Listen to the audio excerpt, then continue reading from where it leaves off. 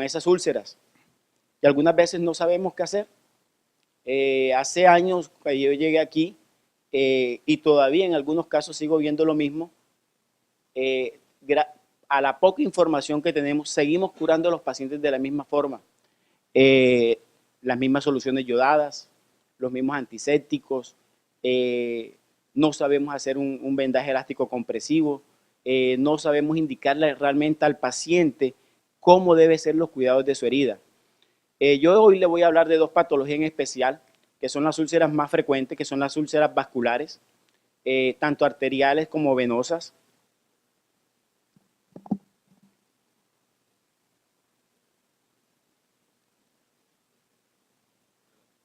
¿Sí? Ok, pero vamos primero a mencionarle algunas causas de úlceras en piernas. Hay las frecuentes y las poco frecuentes. Las úlceras de mayor frecuencia a nivel de piernas tenemos las venosas, las arteriales, diabéticas y neuropáticas. Otras úlceras de mayor frecuencia son las causadas por alteraciones físicas, traumas, presión, quemaduras térmicas, linfedema, mordeduras y picaduras, infecciones bacterianas, fúngicas, protozoarios, vasculopatías, neoplasias, estados de hipercoagulabilidad, vasculitis. Todos estos estados nos pueden producir úlceras en los miembros inferiores. Entonces, algunas veces es errado cuando el paciente llega y lo primero que decimos es que se debe a la mala circulación o es que es una úlcera venosa. Y ahí seguimos el tratamiento realmente ineficaz. Las úlceras de menor frecuencia son esclerosis sistémicas, paniculitis, proliferaciones vasculares, fármacos, metabólicas y genéticas. Entonces, tenemos una variedad de úlceras en los miembros inferiores. Lo principal es hacer el diagnóstico y saber cómo vamos a encaminar el tratamiento de cada paciente. Las úlceras venosas son las de mayor frecuencia en los miembros inferiores. Realmente se deben a una insuficiencia venosa crónica de los miembros inferiores. La insuficiencia venosa crónica no es más que la patología causada por alteraciones tanto anatómicas como funcionales del sistema venoso, sobre todo en la parte valvular de él, que causa alteraciones y necesita tratamiento. La anatomía del sistema venoso, ¿le podemos dar atrás? El sistema venoso consta de un sistema venoso profundo, de un sistema venoso superficial y de un sistema venoso que los comunica. El sistema venoso profundo transporta normalmente el 90%, del 85 al 90% de toda la sangre que se encuentra en el sistema, en los miembros inferiores. El sistema venoso superficial únicamente transporta del 15 al 10%, pero es allí donde radica la patología venosa y es la causante de las úlceras en los miembros inferiores, el sistema venoso superficial.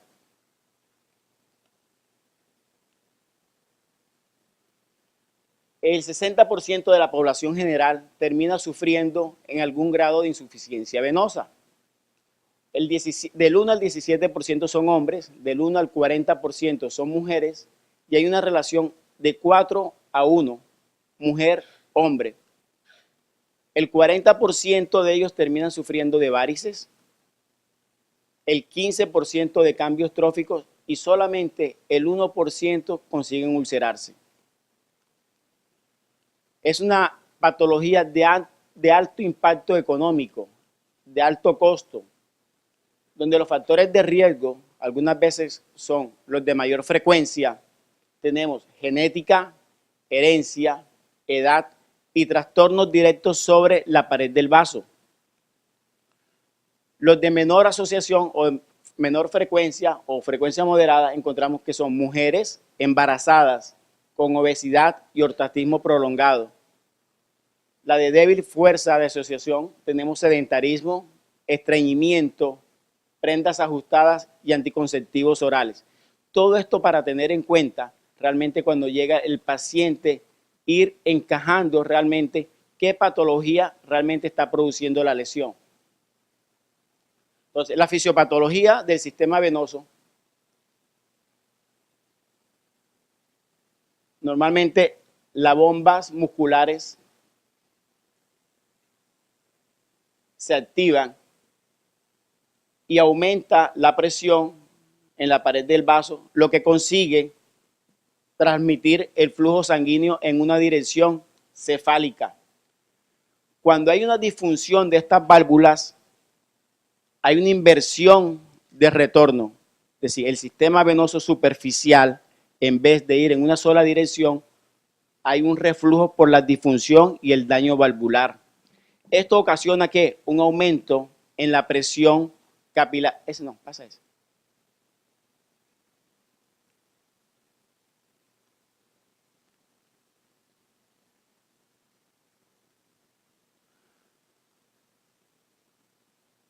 Aquí hay un aumento en la presión capilar, donde hay una extravasación de las células endoteliales. Y esta extravasación de las células endoteliales hacen que haya captación de leucocitos, haciendo que la fibrina, hay una ruptura por el endotelio que se ensanchó, hay una extravasación de fibrina pericapilar, y esto hay unos cambios a nivel de la dermis, lo cual termina produciendo la úlcera. Ese es el mecanismo por el cual se forma la úlcera. Hay dos teorías, la teoría de la formación de fibrina y la teoría del secuestro celular, que es más o menos lo que les comenté, la extravasación de las células, el acúmulo de ellas en el exterior de la dermis y posteriormente la formación de la fibrina. Aquí, me aumenta la imagen. Entonces aquí recordamos que los factores de riesgo para la enfermedad como genético, género, embarazo, edad, obesidad, hay una disfunción valvular que aumenta la hipertensión venosa, que causa un reflujo, eso causa una dilatación con daño valvular. Hay alteración en la pared, hay filtración capilar, donde hay también una inflamación y por último formación de úlceras y cambios tróficos a nivel de la piel.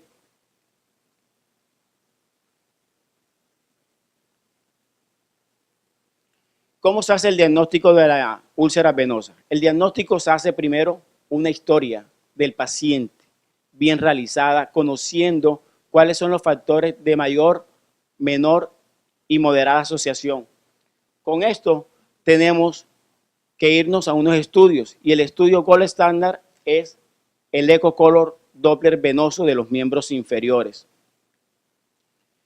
El ecocolor Doppler de los miembros inferiores nos va a proporcionar o es la herramienta que nos va a dar a conocer tanto la parte anatómica como la parte funcional del sistema venoso. Él nos va a decir los tiempos y las velocidades de ese reflujo, el daño valvular y el daño en la pared venosa que se ha producido. Es un examen médico dependiente, por eso muchas veces depende de la experiencia del que está realizando el estudio. No es lo mismo decir que el paciente tiene una insuficiencia venosa a realmente medir las velocidades, decir en qué diámetros está el sistema venoso, para que así el cirujano vascular ya tenga un mayor conocimiento de la patología y ahí nosotros vamos a saber qué tipo de cirugía vamos a realizar en ese paciente. Las características de las úlceras venosas son de ubicación maleolar, casi el 80, el 90%. Déjamela ya, por favor. Generalmente son superficiales, de bordes irregulares y base fibrinosa amarilla. La piel circundante algunas veces puede estar hiperpigmentada con una coloración oscura, una hiperpigmentación ocre con cambios de lipodermatoesclerosis. Pueden estar acompañadas de dilataciones del sistema venoso superficial, varices, podemos tener edema, podemos tener dolor y podemos tener cambios como de dermatitis ocre. ¿Cómo vamos a abordar el tratamiento? El tratamiento lo vamos a abordar de la siguiente forma. Si el paciente ya tiene confirmado un reflujo que se hace a través de un ecocolor Doppler y descartamos enfermedades arteriales, descartamos que es una úlcera neuropática, el paciente, la piedra angular sería La compresión. Esta es la piedra angular del tratamiento para la insuficiencia y el cierre de la úlcera venosa. Lastimosamente en nuestro medio por el calor, los pacientes poco se adaptan a los soportes elásticos compresivos, ya sean inelásticos o ya sean elásticos compresivos. Pero la piedra angular del tratamiento sería la compresión. Vamos a tener cuidado con la herida, que incluyen apósitos, ¿verdad? Debridamientos, ya sean autolíticos, químicos o mecánicos. Tratamiento de dermatitis o éstasis circundante a la lesión. Tratamiento de antibiótico cuando las úlceras están sobreinfectadas. Y en ocasiones cierre asistido con terapia VAC o presión al vacío. Cuando encontramos la curación esperada, pues no hay ningún problema, la úlcera se cierra y ahí vamos a tratar de resolverle el problema de la insuficiencia venosa al paciente. Pero si la úlcera no se cierra, hay que considerar siempre la cirugía. Y la cirugía solamente la vamos a realizar si el paciente ecográficamente tiene demostrado un reflujo. Si el sistema de comunicantes, de perforantes, tiene un reflujo. Si no, la cirugía no nos va a servir de nada. ¿Sí? Solamente vamos a operar los pacientes que tienen ecográficamente demostrado un reflujo. La cirugía la podemos hacer de varias formas, no solamente es el stripper, retirar la vena, la podemos hacer por medios endovasculares, ¿sí? Por medio de radiofrecuencia, pasamos unos catéteres, puncionamos la vena y quemamos toda la safena, desde el callado hasta la región malolar. El láser, pues utilizamos la misma técnica, puncionamos y a través de una sonda que produce calor vamos quemando todo el endotelio de la vena. También podemos utilizar ENOF, que es microespuma, inyectamos toda la vena, tanto de las safenas como las colaterales, de espuma. Esto va a causar una inflamación del endotelio, una fibrosis y una reabsorción de la vena. Todas ellas tienen sus ventajas, sus desventajas y son altamente efectivas para el cierre de la úlcera cuando la úlcera es por varices primarias. Si operamos al paciente y la úlcera no cierra, pues tenemos que considerar algunas veces los injertos, ¿sí? Algunas veces está discutido porque los injertos, sabemos que los injertos en insuficiencia venosa por hipertensión al corto tiempo terminan dañándose y no terminan siendo realmente efectivos.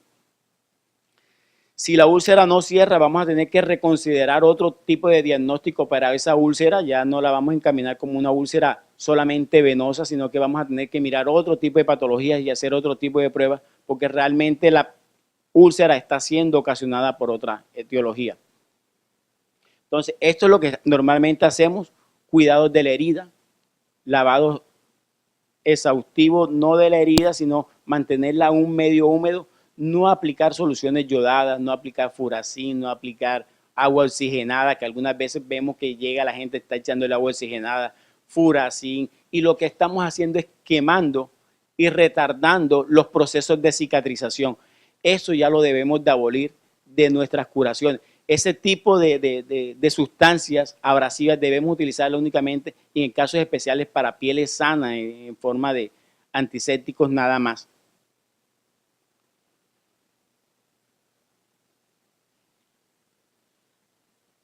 Entonces, los apósitos que normalmente manejamos para el manejo de las heridas, podemos utilizar películas, hidrocoloides, espumas, hidrogeles, superabsorbentes, hidropolímeros, y todos vamos a utilizarlos dependiendo de la cantidad del exudado, si es leve, el sudado moderado o severo, si la piel está seca, necrótica, o si realmente únicamente ya queremos granular la lesión. Todas las heridas hay que trabajarlas diferente. Todas las heridas no son iguales. No todas vamos a utilizar siempre los mismos materiales. Entonces es importante el diagnóstico y saber qué tipo de material vamos a utilizar en cada lesión. Las úlceras arteriales también son de mucha frecuencia, pero en menor grado que las úlceras venosas. Las úlceras arteriales realmente se deben a la arteriosclerosis, los desórdenes inflamatorios, las vasculitis y las arteriopatías no inflamatorias, que todas ellas lo que llevan es un engrosamiento del endotelio. La arteriosclerosis no es más que el engrosamiento y el acúmulo de lípidos en la capa media, lo que conlleva a una formación de placa, la cual va aumentando. Esa placa termina fracturándose, rompiendo y causando una trombosis o un ateroma en el sitio donde está el vaso. Esto ocurre en todas las arterias, o puede ocurrir en todas las arterias, desde las coronarias, cerebrales, carótidas y miembros inferiores. Cuando están afectados los miembros inferiores, entonces ya la llamamos como una enfermedad arterial obstructiva periférica crónica. Ese es el nombre técnico de la enfermedad. La arteriosclerosis, que es un término que normalmente utilizamos para el engrosamiento proliferativo de la capa fibromuscular de las arterias de menor calibre y de las arteriolas. Estas son las que terminan causando la úlcera, la anatomía arterial de los miembros inferiores, arteria femoral, femoral común, superficial, la profunda, la poplitea, todas ellas van a recibir el nombre dependiendo del sitio anatómico por donde vayan pasando. Del 3 al 12% de la población en general termina sufriendo de enfermedad arterial obstructiva periférica. Tanto en hombres como mujeres la relación es prácticamente igual. Mayores de 70 años, sobre todo en mujeres. La isquemia severa, que es la isquemia crítica de los miembros inferiores, donde el paciente cursa con dolor en reposo y algunas veces lesiones tróficas. Son de estratos socioeconómicos medio bajo y afroamericanos más que en blancos. Los factores de riesgo, tenemos factores de riesgo, la edad es el factor de riesgo principal, mayor de 65 años, pero los pacientes entre 50 y 64 años, más un factor de riesgo que puede ser tabaquismo, hipertensión, diabetes. Pacientes menores de 50 años con diabetes mellitus, más un factor de riesgo. Ya sea que tengan independiente a la edad y que esté demostrado ecográficamente que tiene alguna lesión ateromatosa en alguna arteria diferente al sitio de los miembros inferiores, ya sea cerebral, carótida o coronarias. Entonces tenemos que la arteriosclerosis, el 2% del fumar aumenta, la hipertensión arterial, la diabetes mellitus, dislipidemias, insuficiencia renal y hiperhemocistinemia. ¿Cómo se forma la úlcera arterial? Entonces, tenemos los factores de riesgo, formación de las placas de aterosclerosis, la arteriosclerosis, que es la formación en las arterias de menor calibre. Eso lleva a una hipoperfusión tisular, donde hay disminución de riego sanguíneo y por consiguiente de la oxigenación. Hay una inflamación y acúmulo de sustancias a nivel extracelular. Hay una muerte celular y por último la formación de la úlcera. ¿Cómo hacemos el diagnóstico? El índice tobillo-brazo. Esto es una prueba realmente fácil que la podemos hacer en un consultorio. Realmente tomamos las mediciones tanto de la presión sistólica de los miembros superiores e inferiores y hacemos una relación. Lo normal es 1 y de ahí vamos disminuyendo a menor de 0.9, entre 0.8, es una enfermedad arterial leve. Ya tenemos isquemia crítica cuando realmente tenemos un índice tobillo-brazo menor de 50. Aquí están cómo se hacen las mediciones, eso es fácil, se hace en un consultorio. El ecocolor Doppler, pues ya nos ofrece información porque con este método realmente estamos valorando y viendo la placa, el sitio de la lesión, cuánto de estenosis está produciendo esa placa, si esa placa está ulcerada o no, si es hemodinámicamente significativa o no. Aquí hacemos las mediciones de flujo donde tenemos que las ondas, donde dan las ondas, los marcadores en cada arteria donde vamos haciendo y colocando el transductor. Tenemos otros exámenes, ya sea la angiotomografía o la angioresonancia. Pero el gol estándar es la arteriografía. Esto es un examen que solo vamos a solicitar si el paciente necesita una revascularización o si la pierna es revascularizable.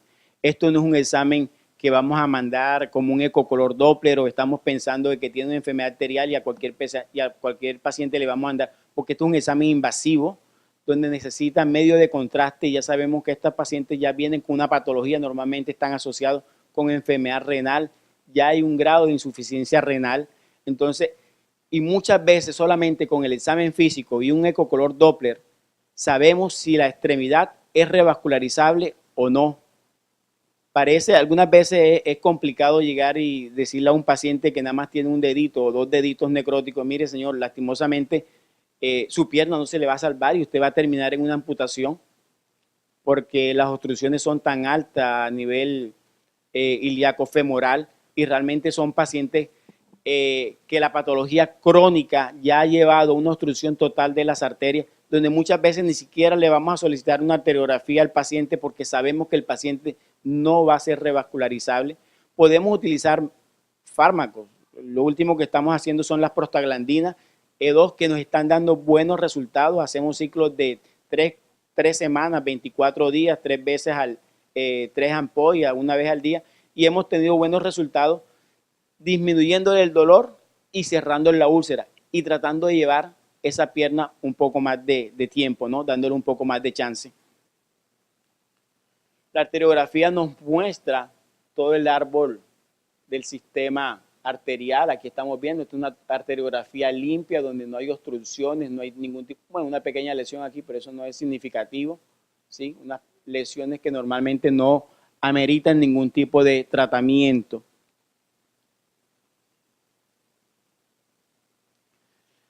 Las características de las úlceras arteriales, entonces tenemos que la localización generalmente se presenta en zonas distales, zona plantar, borde externo del pie, espacio interdigitales, talón, dedos, pueden localizarse en zonas cercanas a la articulación de la rodilla, sobre todo en la cara lateral externa. Habitualmente son de pequeño tamaño, son de forma redondeada, con frecuencia son superficiales y en pocas ocasiones son más profundas. Los bordes son lisos, con frecuencia hiperémicos. La pierna se nota algunas veces pálida, sin vello, brillante, la piel está delgada. El dolor es intenso y continuo. El dolor producido por la isquemia es un dolor algunas veces para el paciente indescriptible, que muchas veces el paciente llega a decirle literalmente, doctor, córteme la pierna, porque el dolor es tan insoportable que realmente el paciente algunas veces lo que quiere es que le amputen su pierna. El fondo es pálido, esfacelado, necrótico, fibroso. El exudado son pocas exudativas, seco. Normalmente son de etiología isquémica, poca infección o algunas veces se presentan con infección. El edema no tiene y el índice tobillo-brazo está realmente disminuido.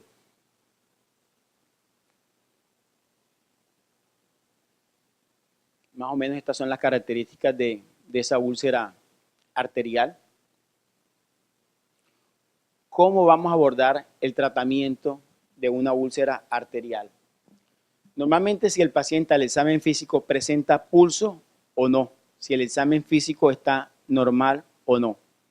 Si el paciente tiene pulso y tiene una úlcera, lo que vamos a hacer es, con tejido de granulación, curar en ambiente húmedo, una limpieza adecuada, manejo del exudado y cuidado de la piel perilesional. Todos estos pacientes normalmente siempre a la llegada les vamos a pedir toda una serie de exámenes, cultivos, antibiogramas, ¿sí? Ecocolor Doppler. Si tiene pulso, pues no tiene ningún sentido pedirle ninguna arteriografía. El paciente no nos va a reportar ningún tipo de lesión. Si tiene signos de infección, cultivo, gran, antibiograma, intensificar la limpieza y apósitos de plata. Si tiene tejido desvitalizado, vamos a desbridar, ¿sí? Ya sea enzimáticamente o quirúrgicamente. Si tiene signos de infección, hay que normalmente utilizar tratamiento de antibiótico-terapia. Algunas veces cometemos un error que vemos una úlcera arterial y lo primero que hacemos es colocarle ciprofloxacino, clinda, cefradina y todos los pacientes que llegan, cada vez que llegue el paciente con la úlcera, si sea que esté seca, lo primero que hacemos es colocarle antibiótico, porque pensamos que el antibiótico le va a solucionar el problema. Y muchas veces estos pacientes no necesitan ningún tipo de tratamiento de antibiótico-terapia. Lo que necesitan es algunas veces ir rápidamente, hacerle el tratamiento adecuado, mejorarle las condiciones de la úlcera y esperar a ver cómo la microcirculación la vamos a mejorar. Pero si el paciente no tiene pulso, ¿sí? El tejido está vitalizado, hay una necrosis seca y una necrosis húmeda. ¿Desbridamos o no desbridamos? Ese es algunas veces el gran inconveniente ahí cuando el paciente llega con esa lesión isquémica seca o algunas veces semihúmeda, pero está contenida ahí. Ya sabemos que la lesión no tiene edema, no tiene enrojecimiento, sino que está contenida. Y el familiar comienza, doctor, quíteme el dedito. Doctor, es el dedito. Doctor, mire, es que yo traje a mi familiar, fue por el dedito y usted me está diciendo que tiene afectada toda la piel. Es que el problema muchas veces no es el dedito, no es la necrosis seca la que se encuentra ahí. El problema es que el paciente tiene una obstrucción desde las femorales hasta allá abajo, que si ese paciente inicialmente no lo revascularizamos, ¿sí? El paciente va a terminar amputado, que es lo que normalmente ocurre, porque normalmente los familiares y el paciente acuden a los servicios de urgencia cuando ya tiene una necrosis y uno le va a preguntar, no, doctor, ya tiene un mes, 2 meses, ¿sí? De venir con el problema de la necrosis, ¿sí? Y lo ellos llegan buscando porque nada más le van a amputar el dedito. Resulta que uno le hace una arteriografía a ese paciente y encontramos que está ocluido desde las ilíacas y comenzamos algunas veces a hacer la angioplastia y vemos que el paciente no está evolucionando. Algunas veces esos pacientes terminan en amputación. Pero si el paciente lo conseguimos revascularizar y lograr mejorar el flujo distal, después de la revascularización, esperado unos días, es que vamos a hacer la amputación. No vamos a amputar ese paciente antes de revascularizar porque esa úlcera se nos va a aumentar. Las úlceras isquémicas no y arteriales no se desbridan, ellas se dejan, se controlan y inicialmente lo que hacemos es la revascularización de la extremidad. Después de revascularizar la extremidad, entonces sí vamos a pensar si hacemos un desbridamiento, si hacemos una amputación y los manejos adecuados de la herida. Pero normalmente las úlceras arteriales no las desbridamos. Si ya tiene una infección severa, algunas veces vamos a tener que considerar algún sitio de amputación un poco más alto, revascularizar al paciente y después manejar el sitio donde hicimos la amputación. Yo algunas veces en la urgencia o en el paciente hospitalizado llego y encuentro un dedito seco y el paciente le hago el estudio y resulta que está ocluido desde acá arriba y el paciente no se puede revascularizar, ya estamos utilizando prostaglandina. ¿Qué algunas veces podemos hacer ahí? Ahí sí podemos utilizar un poco de alcohol con yodo.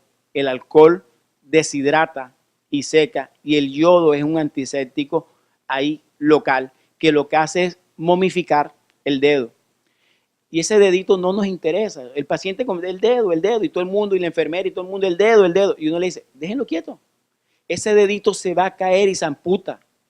Solito, naturalmente se cae. Y usted está consiguiendo salvar la extremidad del paciente. ¿Sí? Que eso, el objetivo final de nosotros es salvar la mayor parte de la extremidad del paciente. Entonces, esas heridas y esos dedos no se tocan. Déjenlos quietos, se le puede aplicar un poquito de alcohol con isodil, solamente en esos casos, aplicamos cuando hay necrosis seca, o un poquito semihúmeda, y lo que vamos a hacer es momificar el dedo. Asistimos al paciente farmacológicamente y esperamos a ver los resultados en el tiempo. Le manejamos el dolor, que el dolor algunas veces es intenso, si puede caminar, pues sería mucho mejor.